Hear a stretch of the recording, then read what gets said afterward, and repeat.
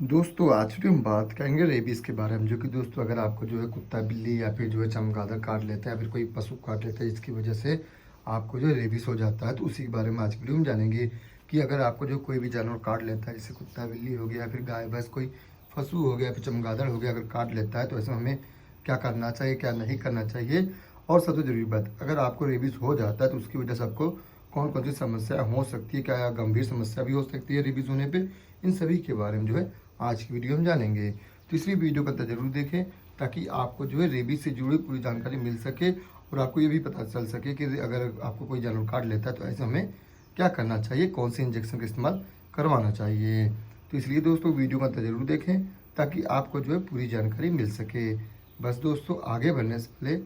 आपसे एक छोटी सी रिक्वेस्ट है कि अगर आप हमारे चैनल पर नए हैं या फिर हमारी वीडियो को पहली बार देख रहे हैं दोस्तों, तो आप जो हमारे चैनल को सब्सक्राइब बेल आइकन को प्रेस कर लें, क्योंकि हमारी जो है हेल्थ से जुड़ी हुई इस चैनल पर रोजाना नई नई वीडियो आती रहती है, तो उसकी जो नोटिफिकेशन जानकारी आपको सबसे पहले मिल सके। तो चलिए शुरू करते हैं दोस्तों।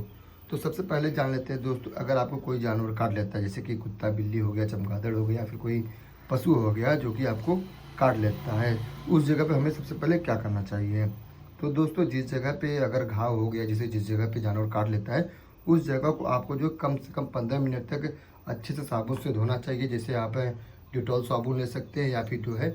लाइबॉय सॉप ले सकते हैं। उसे आपको जो कम से कम 15 मिनट तक बहते पानी में धोना चाहिए, फिर उसके घाव को जो अच्छी तरह से सुखा ले। और ध्यान दें दोस्तों, कुछ लोग होते हैं कि जब आपको कोई कुत्ता काट लेता है फिर कोई जानवर काट लेता है तो आप क्या करते हैं, तो घाव को तो अच्छी तरह साफ करते हैं, उसके अलावा वहाँ पे जो है लोग पट्टी लगा देते हैं या फिर जो है हरी मिर्च हल्दी या फिर जो है लाल मिर्च रखते हैं, जो कि आपको नहीं करना चाहिए। अगर आप वहाँ पे जो है पट्टी बांध देते हैं या फिर जो है हरी मिर्च या फिर जो लाल मिर्च रखते हैं हल्दी रखते हैं, तो वहाँ पे जो इन्फेक्शन होने का खतरा भी तेज़ी से बढ़ जाता है। तो इसलिए दोस्तों अपने घाव को जो अच्छी तरह साफ कर ले, सुखा ले साबुन से धोने के बाद, उसके बाद जो अपने नज़दीकी अस्पताल से तुरंत जाके जो है संपर्क अपने डॉक्टर से संपर्क करें, क्योंकि एंटी रेबीज इंजेक्शन आता है जो कि इंट्रामस्कुलर यानी कि IM लगाया जाता है, जो कि आपको अस्पताल यानी सरकारी अस्पताल में आसानी से मिल जाती है अवेलेबल, तो आप वहाँ जाके लगवा सकती है। और ध्यान दें दोस्तों, इस इंजेक्शन यानी एंटी रेबीज इंजेक्शन को लगवाने के कम से कम 15 से 20 मिनट बाद या फिर आप जो 1 घंटे बाद टिटनेस का इंजेक्शन जरूर लगवाएं। इसके अलावा दोस्तों अगर आपको किसी कारण से, क्योंकि अभी क्या होता है कि आपके समय में एंटी रेबीज इंजेक्शन जो है पूरे अस्पताल में अवेलेबल नहीं हो पा रहा है, तो अगर किसी कारण से अगर आपको जो है सरकारी चिकित्सालय में अगर आपको एंटी रेबीज इंजेक्शन नहीं मिलता है, तो आप जो है मार्केट में मेडिकल शॉप पे भी ले सकते हैं। जैसे कि रेबीपुर इंजेक्शन आता है, इसी तरह से इंजेक्शन आते हैं, आप जो इनमें से कोई भी ले सकते हैं और लेके अपने डॉक्टर से लगवा सकते हैं। यह इंजेक्शन जो है आपको 3 लगाया जाता है, फिर 4 लगाया जाता है, फिर 5 लगाया जाता है, जिस तरह से आपका जो है चोट है घाव उस हिसाब से। जैसे कि अगर थोड़ा हुआ है, जैसे थोड़ा सा जानवर काट लेता है, तो ऐसे में आपको 3 ठे लगवाते हैं डॉक्टर या फिर 4 ठे लगवाते हैं। लेकिन अगर बहुत ज़्यादा जानवर काट लेता है, कुत्ता है जो कि बहुत ज़्यादा काट लेता है, तो ऐसे में आपको जो है सीरम लगाया जाता है। यह जो सीरम है आप देख सकते हैं,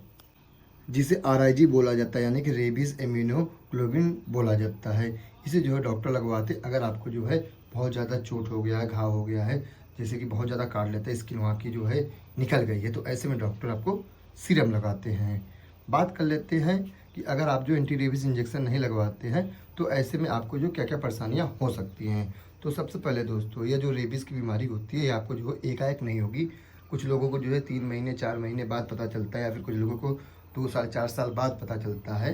तो इसलिए दोस्तों अगर आप एंटी रेबीज इंजेक्शन नहीं लगवाते हैं तो आप देखेंगे सबसे पहले आपके सिर में हमेशा दर्द बना रहेगा, आपको जो है बहुत तेज़ बुखार आएगा अचानक से, फिर बुखार उतर जाएगा, फिर अचानक से बहुत तेज़ बुखार आ जाएगा, आपको बहुत ज़्यादा कमजोरी व थकान लगने लगेगी। इसके अलावा जो है दोस्तों आपका वजन भी तेज़ी से घटने लगता है, शरीर में जो खून की कमी होने लगती है। इसके अलावा कुछ कंडीशन में आप लोगों ने देखा भी होगा, अगर किसी को जो है कुत्ता काट लेता है, अगर किसी को जो रेबीज़ हो जाता है, किसी अन्य जानवर को काटने के बाद अगर जो है रेबीज़ हो जाता है, तो उनकी जो है मृत्यु भी हो सकती है। तो इसलिए दोस्तों अगर कोई भी जानवर काटता है तो एक बार अपने डॉक्टर से कंसल्ट जरूर करें और एंटी रेबीज इंजेक्शन साथ ही जो टिटनेस के इंजेक्शन जरूर लगवाएं। और दोस्तों बात कर लेते हैं कि हमें जो बचाव में क्या करना चाहिए। तो दोस्तों अगर आप जो कोई पालतू जानवर रखते हैं तो उसे जो एंटी रेबीज इंजेक्शन जरूर लगाएं। जैसे कि कोई बच्चा है तो शुरुआत में उसे जो है 3 से 4 महीने बाद आप जो है एंटी रेबीज इंजेक्शन लगवा दें। उसके बाद जो आप अपने डॉक्टर से कंसल्ट करके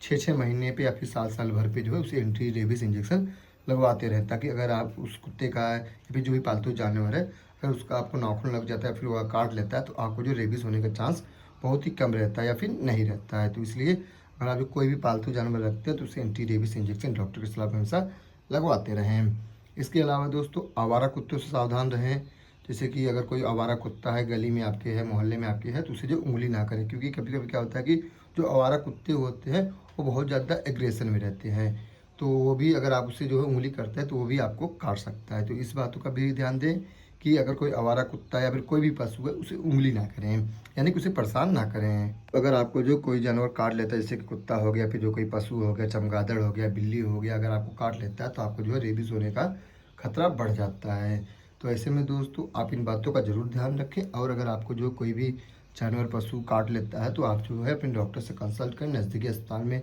संपर्क करें और एंटी रेबीज़ इंजेक्शन ज़रूर लगाएं। इसमें जो कोई भी लापरवाही ना करें। और अब आज के लिए बस इतना ही। आशा करते हैं दोस्तों आपको जो रेबीज़ से जुड़ी हुई पूरी जानकारी मिल गई होगी। अगर आपको जो अभी भी किसी प्रकार का डाउट रह गया या फिर किसी अन्य दवा की जानकारी भी चाहिए तो आप जो कमेंट कर सकते हैं, हम उसकी जो है पूरी जानकारी देने की कोशिश करेंगे। दवा चाहे एलोपैथिक हो, वेटनरी हो या फिर आयुर्वेदिक हो, तो आप जो कोई भी दवा का नाम कमेंट कर सकते हैं, हम उसकी पूरी जानकारी देने की कोशिश करेंगे दोस्तों। चलिए मिलते हैं अगले दिन अगले वीडियो में, तब तक के लिए नमस्कार, जय हिंद, जय भारत।